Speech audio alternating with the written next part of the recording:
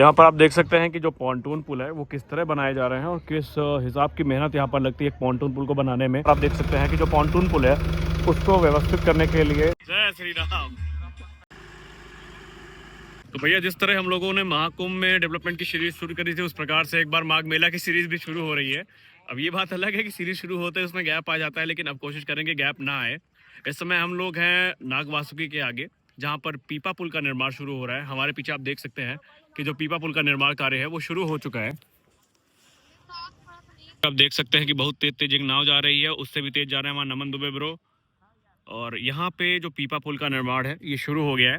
अभी आप जो देख पा रहे हैं ये है नाग वासुकी आगे। एग्जैक्ट लोकेशन क्या है? नाग वासुकी रोड पे। तो यहाँ पर ये महाकुंभ के दौरान ये सेक्टर नंबर 4 हुआ करता था, जहाँ से हम लोग तेजस पांडाल की तरफ जाते थे। अगर आप देखें तो यहाँ पर जो पीपा पुल पे काम है बनाने का वो लगातार जारी है। और ये बहुतेरे पुलों में से एक पुल है जो इस समय तैयार किया जा रहा है। इससे आगे उस साइड पे दशाश्वमेध घाट है जहाँ पर पुल का निर्माण चल रहा है। और अगर आप नौका विहार करना चाहते हैं तो इनको देखकर उदास ना हो, क्योंकि संगम क्षेत्र में नौका विहार के बहुत सारे मौके।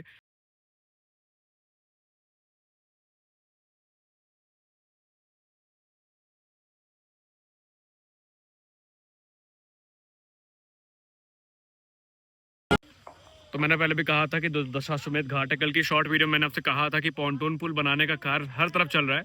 अभी तो सनसेट हो रहा है, सनसेट के बाद जो नज़ारा है शायद अच्छा लगे, अभी नहीं कह सकता क्योंकि लाइट तो नहीं दिख रही ज़्यादा। लेकिन पॉन्टून पुल निर्माण का कार्य लगातार चल रहा है। इसको पीपा पुल भी कहा जाता है सामान्य भाषा में।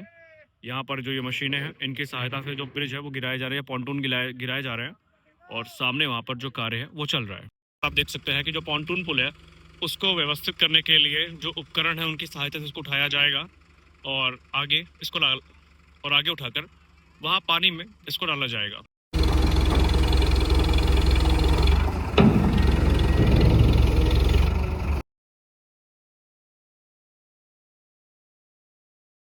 सामने मंदिरों को देख करके कहीं ना कहीं महाकुंभ की जो यादें हैं वो ताज़ा जरूर हो रही हैं, क्योंकि ऐसे ही कलाकृतियां हमें मंदिरों में और जो अंडर पासेज हैं पूरे संगम क्षेत्र में वहां देखने को मिलती है। हालांकि इस मंदिर का नाम तो हमें नहीं पता, लेकिन जो कलाकृतियां हैं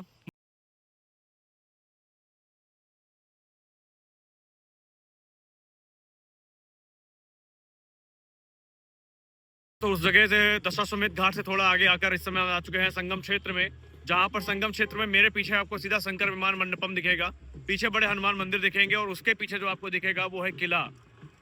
नहीं दिखेगा क्योंकि बहुत दूर है, लेकिन बता रहा हूँ कि मैं उसी के एकदम आगे खड़ा हूँ। और यहाँ पर इस समय जो सफाई का कार्य है पूरे ग्राउंड में जहाँ पर मेला लगना है वो इस समय अनवरत रूप से चल रहा है। जहाँ पर आप देख सकते हैं आगे कि जो सफाई का कार्य है वो शुरू कर दिया गया है। और ये जो आप पोल देख पा रहे हैं इनका संबंध सीधा माघ मेला से है। और आने वाले भविष्य में लाइट्स हो गई या फिर इलेक्ट्रिसिटी हो गई, इन सब की सप्लाई का जो जिम्मा है वो मेला प्रशासन ने अब उठा लिया है। और संगम क्षेत्र एक ऐसा क्षेत्र है जहां पर उत्सव कभी भी नहीं रुकते। वहां पर कोई टूरिस्ट आए हैं और अपनी अपनी मान्यताओं के हिसाब से कोई झंडा चढ़ाता है, कोई दर्शन करता है। तो जो ये आवाज आ रही है गाजे बाजे की, ये उधर से ही आ रही है। और इधर तरफ अगर आप देखेंगे तो शंकर विमान मंडपम मंदिर है, प्रयागराज का सुप्रसिद्ध शंकर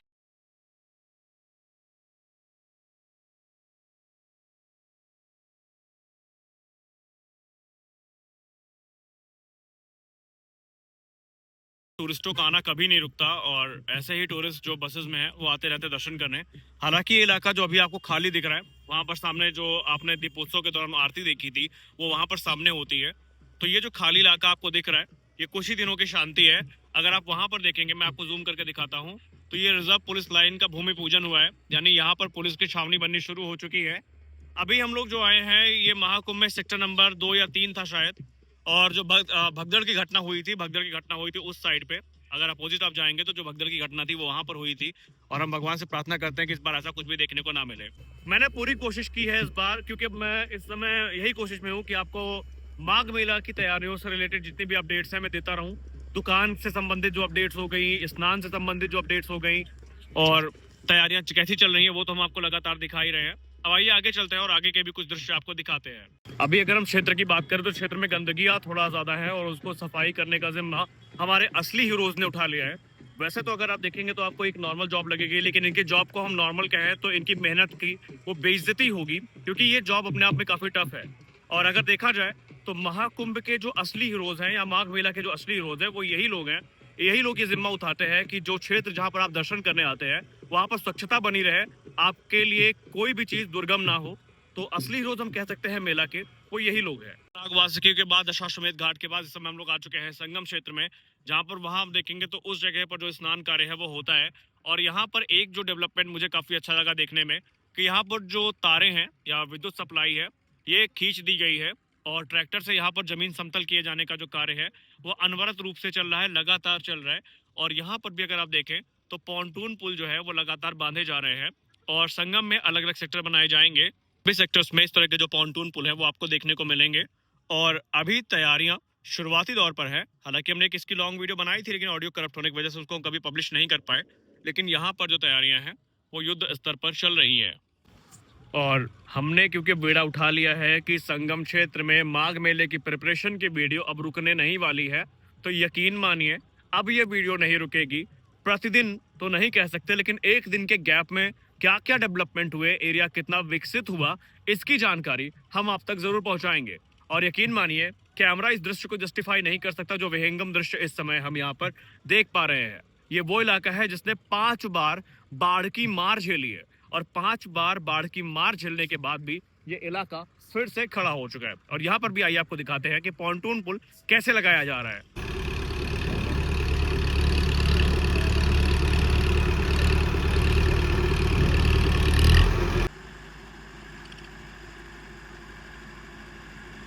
तो यहाँ पर आप देख सकते हैं कि जो पॉन्टून है वो कैसे लगाया जा रहा है और कैसे क्रेन इसको डालती है। मैं भी पहली बार ही देख रहा हूँ।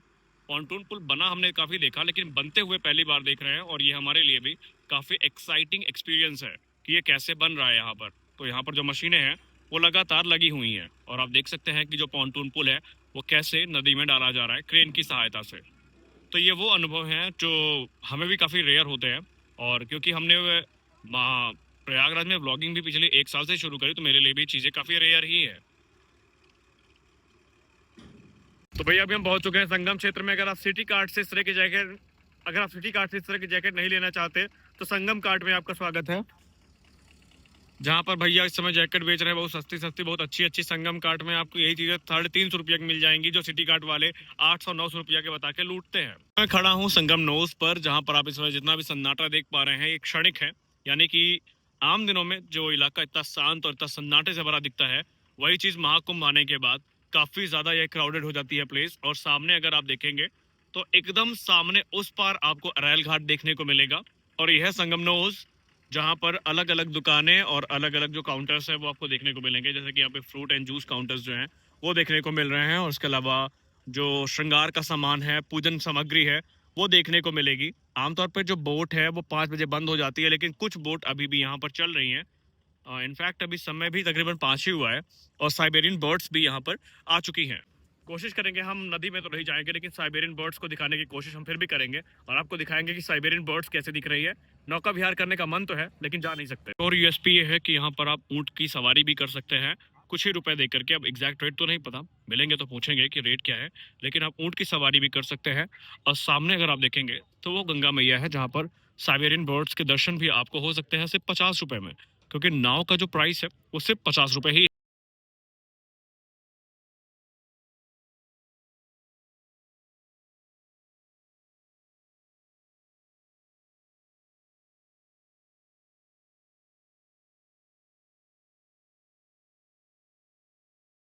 यहाँ पर आज आपको सन्नाटा देखने को मिल रहा है लेकिन हम मेक श्योर करना चाहेंगे कि जब आप आएंगे माघ मेला में या कभी भी किसी विशेष स्नान पर्व पर तो यहाँ पर आपको पैर रखने की जगह भी देखने को नहीं मिलेगी। यहाँ पर आप ऊंट की यात्रा से लेकर नौका विहार तक सब कुछ आराम से कर सकते हैं। अब मैं क्योंकि संगम नोज पे आया हूँ तो कुछ भ्रांतियों को भी क्लियर कर दूं।